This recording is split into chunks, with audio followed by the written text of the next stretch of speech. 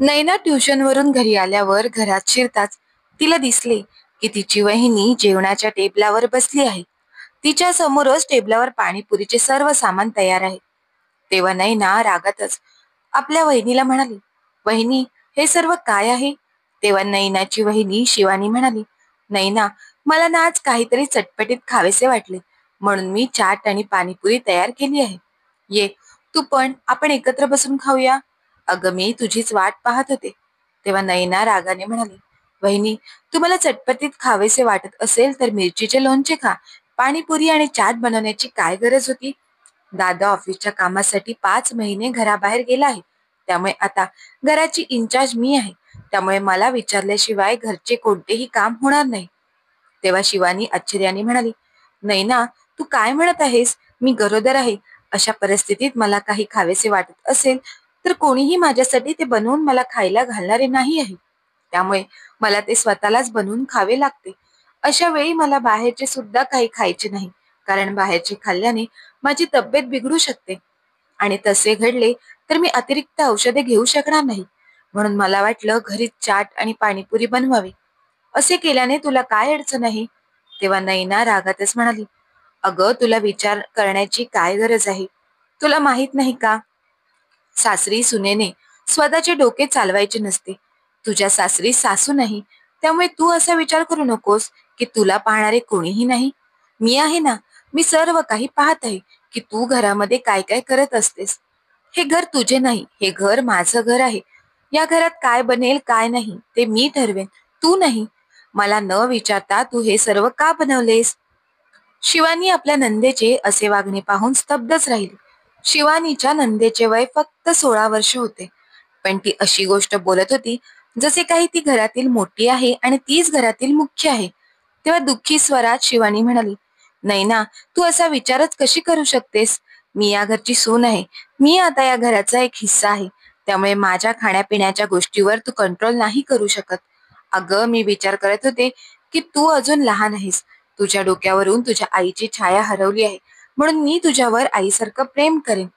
म्हणून मी रोज तुला प्रेमापोटीच विचारायचे की आज जेवणात तू काय खाणार? मी तुझ्या आवडीनुसार स्वयंपाक करते. याचा अर्थ असा अजिबात नाही की या घरात फक्त तुझीच चालेल. हे घर माझे सुद्धा आहे. त्यामुळे मी या घरात माझ्या मनाला येईल तेव्हा जे हवे ते खाऊ पिऊ शकते. माझ्या खाण्यापिण्यावर कंट्रोल करण्याचा अधिकार मी कोणालाही देऊ शकत नाही. जर तुझी आई आणि माझ्या सासूबाई या जगात असताना तरी सुद्धा मी त्यांना माझ्या खाण्यावर कंट्रोल ठेवण्याचा अधिकार अजिबात दिला नसता." आपल्या वहिनीचे असे बोलणे ऐकल्याबरोबर नैना तोंड वाकडं करत म्हणाली, "माझी आई या जगात नाही, तरी सुद्धा तू तिच्याविषयी असं बोलत आहेस? येऊ दे दादाला, मग सांगतेस त्याला तू आईचा अपमान करत होतीस." शिवानी आपल्या नंदेचे असे रूप पाहून हैराण होऊन गेली. शिवानी तर आपल्या नंदेला, नैनाला अजून लहान मुलगी समजत होती, पण तिच्या नंदेच्या मनात तर खूपच कटुता भरली होती. त्यामुळे आता शिवानीला भीती वाटू लागली होती की आपल्या प्रेग्नन्सीचे महिने कसे जातील. पुढे जाऊन मला मदतीची गरज लागेल. शिवानी विचार करत असायची की आपली नणंद घरातच आहे, त्यामुळे ती आपली मदत करेल. मग आम्ही दोघी प्रेमाने मिळून मिसळून राहू. पण आता मात्र शिवानीची तिथे राहण्याची अजिबात इच्छा होत नव्हती. तिला खूप नर्वस वाटू लागले होते. त्यामुळे शिवानीने तिचा नवरा रोहितला फोन करून सर्व काही सांगितले आणि ती अशा वातावरणात राहू शकत नाही असेही सांगितले. शिवानी रोहितला म्हणाली, "जर मी तणाव घेतला तर मला माहित नाही की माझ्या पोटात वाढणाऱ्या बाळावर काय परिणाम होईल. म्हणूनच मला माझ्या बाबांच्या घरी, माझ्या माहेरी जायचं आहे." शिवानीच्या अशा बोलण्याने रोहित सुद्धा काळजीत पडला आणि म्हणाला की "मला वाटले होते की तुम्ही दोघी, नणंद आणि वहिनी, तिथे आरामात एकत्र राहाल आणि 5 महिन्याचे हे अंतर सहजरित्या निघून जाईल.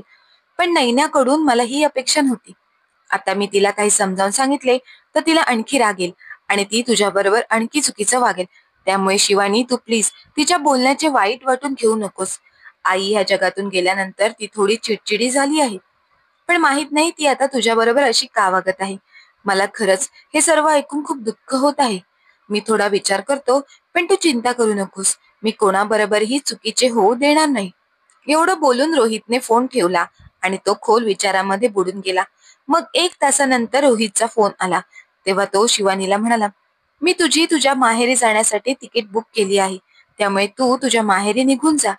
तिथे गेल्यानंतर तुझ्या घरचे तुझी नीट काळजी घेतील. आता तू तुझ्या डिलिव्हरी नंतरच घरी परत ये. तोपर्यंत मी सुद्धा तिकडे येईन. तेव्हा शिवानी चिंतित स्वरात म्हणाली, आणि नैनाविषयी तुम्ही काय विचार केला आहात? मला तिची सुद्धा चिंता वाटते. ती इथे एकटी कशी राहील? तेव्हा रोहित म्हणाला, शिवानी, तू तिची चिंता करू नकोस. मी मामांना फोन केला होता. ते येऊन तिला त्यांच्या घरी घेऊन जातील. तिथूनच ती कॉलेजला येत जात राहील. हा, तिथून कॉलेजला येणे जाणे थोडे दूर राहील, परंतु तिच्यासाठी ते ठीक आहे. तेव्हा शिवानी तिच्या माहेरी निघून गेली आणि नैनाला तिचे मामा येऊन घेऊन गेले. रोहितने अचानकपणे असे का केले हे नैनाला काही समजले नाही, परंतु तिला शंका आली की नक्कीच हे सर्व शिवानीच्या सांगण्यावरूनच दादानी केलं असेल. खरं तर शिवानीने समजदारी दाखवत ती आपल्या नंदेला जास्त काही बोलली नव्हती, कारण शिवानीला समजत होते की आपली नणंद ज्या परिस्थितीमधून पुढे आली आहे त्यामुळे तिच्या मनामध्ये थोडी कटुताही असणारच. म्हणून याचा अर्थ असा नाही की आपण तिचा बदला घ्यायला हवा. हाच विचार करून शिवानी शांत राहिली होती. पुढे बघता बघता वेळ निघून गेली. शिवानीने एका गोंडस मुलाला जन्म दिला. जेव्हा शिवानी पहिल्यांदा आपल्या मुलाला घेऊन सासरच्या घरी आली आणि नैनाने शिवानीच्या मुलाला पहिल्यांदा पाहिलं तेव्हा तिला खूप आनंद झाला आणि नैना तिच्या मांडीवर त्या बाळाला घेऊन खेळू लागली. तेव्हा शिवानीने सुटकेचा सुस्कारा सोडला की या कटुतेचा प्रभाव तिच्या मुलापर्यंत पोहोचला नाही. नैना आता शिवानीच्या मुलासोबत आनंदाने राहत होती. ती तिच्या वहिनीलाही काहीच बोलत नसायची, परंतु नैना आपल्या वहिनीवर जास्त प्रेम सुद्धा करत नव्हती. काही दिवस नैना शांत होती, पण काही दिवसांनी नैना पुन्हा आपल्या वहिनीला टोमणे मारू लागली. पण जेव्हा केव्हा नैना शिवानीला टोकण्याचा प्रयत्न करत असायची त्यावेळी मात्र शिवानी तिला कडक शब्दामध्ये उत्तर देत असायची की हे घर माझे सुद्धा आहे, त्यामुळे माझ्या हिशोबाने मी काहीही करू शकते. तू माझी छोटी नणंद आहेस, त्यामुळे तू माझी सासू बनण्याचा प्रयत्न करू नकोस. हळूहळू या गोष्टीमुळे नणंद आणि वहिनीच्या नात्यामध्ये एवढा कटुपणा आला की नैना आपल्या वहिनीचा चेहरा सुद्धा पाहायला तयार नव्हती. बघता बघता 4 वर्ष अशीच निघून गेली. आता नैनाचे शिक्षण पूर्ण झाले होते. तिच्या लग्नाचे वय झाल्यामुळे तिच्यासाठी मुलाकडचे तिचा हात मागण्यासाठी येऊ लागले होते. अशीच एक दिवस नैना घरी आली तेव्हा तिला समजले की तिला पाहण्यासाठी कोणीतरी पाहुणे आले आहेत. तेव्हा नैना सरळ आपल्या रूम मध्ये निघून गेली. आता ती खूपच खुश होती, कारण तिने त्या मुलाला पाहिले होते आणि तो मुलगा तिला पहिल्या नजरेतच खूप आवडला होता. त्या मुलाचे नाव विशाल होते. त्यावेळी नैनाचा दादा बाहेर मिठाई आणण्यासाठी गेला होता, तर तिची वहिनी बाहेर हॉलमध्ये त्या लोकांबरोबर बोलत होती. नैनाने आपल्या खोलीतून कान लावून त्यांचे बोलणे ऐकण्याचा प्रयत्न केला, तर मुलाची आई तिच्या वहिनीला विचारत होती की तुमच्या नंदेचा स्वभाव कसा आहे. हा प्रश्न विचारल्याबरोबर नैनाला घाम फुटला, कारण ती विचार करू लागली की आता वहिनी माझा बदला घेईल, कारण मी नेहमीच वहिनीला त्रास दिला आहे आणि या घरात माझेच वर्चस्व आहे ही गोष्ट सतत तिला दाखवून देण्याचा प्रयत्न केला आहे. मी कधीच तिला आजपर्यंत सन्मानाने वागणूक दिली नाही, त्यामुळे नक्कीच आता माझी वहिनी मुलाकडच्या लोकांचे कान भरेल आणि हे नाते जोडण्या आधीच तुटून जाईल. त्यामुळे नैनाचे हृदय आता जोरजोरात धडधडू लागले होते. पण तिची वहिनी नैनाची प्रशंसा करत म्हणाली, आमची नैना खूपच चांगली आहे. ती तुम्हा लोकांबरोबर खूप चांगल्या प्रकारे मिळून मिसळून राहील. हा, पण तिच्या आईच्या जाण्यामुळे ती थोडी उदास राहते. तिची थोडी चिडचिड सुद्धा होते. पण तुम्ही जर तिला भरपूर प्रेम दिलेत तर ती तुमच्यासोबत अगदी प्रेमाने राहील. बाकी आमची नैना तर गुणाची खाण आहे. ती जेवण सुद्धा खूप चांगल्या प्रकारे बनवते. तिला पेंटिंग करण्याचा पण खूप शौक आहे आणि गाणे सुद्धा ती खूप चांगल्या प्रकारे गाते. तुम्ही लोक तिला भेटा, तिच्या बरोबर बोला, मग तुमचीही खात्री पटेल.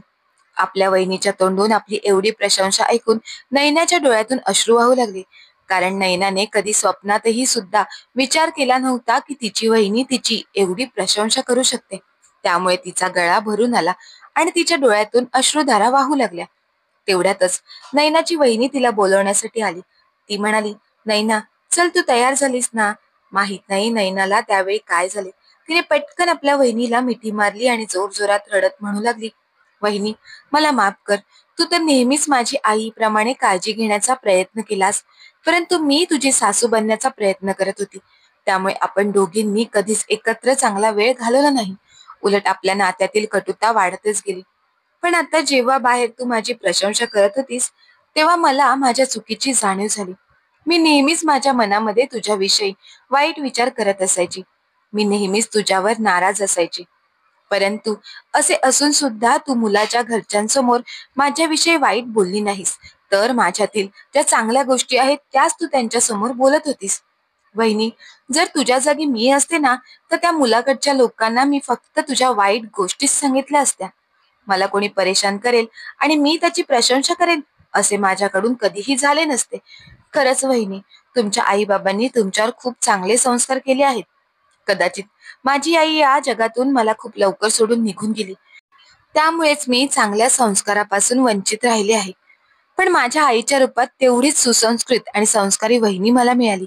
पण मी कधीच तिच्याकडून चांगले संस्कार ग्रहण केले नाहीत. एवढं बोलून नैना जोरजोरात रडू लागली. तेव्हा शिवानी तिला प्रेमाने समजावू लागली. अगं वेडे, तू का रडतेस? मी आज सुद्धा तुझ्यावर खूप प्रेम करते. मला माहित आहे की तुझे मन खूप चांगले आहे आणि माझ्या आईने मला नेहमी हेच शिकवलं आहे की एखाद्या वाईटाचा चांगल्याने पराभव करणे हा खरा विजय आहे. आणि आज मला वाटते की जसे माझ्या चांगुलपणाने तुझ्या आतल्या वाईटाचा पराभव केला आहे, त्यामुळे माझी तुझ्या विरुद्ध काही तक्रार नाही. आता लवकर फ्रेश हो आणि मुलाकडच्या घरच्यांच्या समोर ये.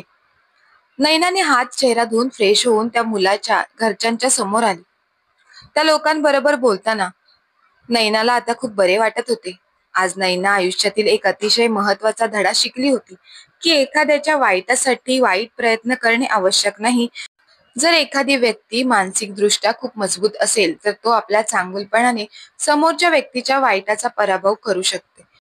त्या दिवशी नैनाचे त्या मुलाबरोबर नाते पक्के झाले. जेव्हा मुलाकडचे लोक घरी निघून गेले, तेव्हा नैनाने आपल्या वहिनीला मिठी मारली आणि आनंदाने उड्या मारू लागली. नैना इतकी आनंदी आणि तिच्या वहिनीच्या इतक्या जवळ पाहून रोहितलाही आश्चर्य वाटले. पण रोहितला आनंदच होत होता, कारण काही असो पण या बहाण्याने का होईना नणंद आणि वहिनीचे नाते सुधारले याचा त्याला आनंद होता. तर मित्र आणि मैत्रिणींनो, मला आशा आहे की आजची कथा तुम्हाला नक्कीच आवडली असेल.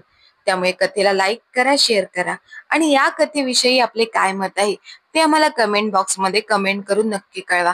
अशाच नवनवीन कथा ऐकण्यासाठी तुम्ही अजूनही आपला माणूस या चॅनलला सबस्क्राईब केलं नसेल तर मात्र सबस्क्राईब करायला विसरू नका. भेटूया अशाच नवीन कथांसोबत. धन्यवाद.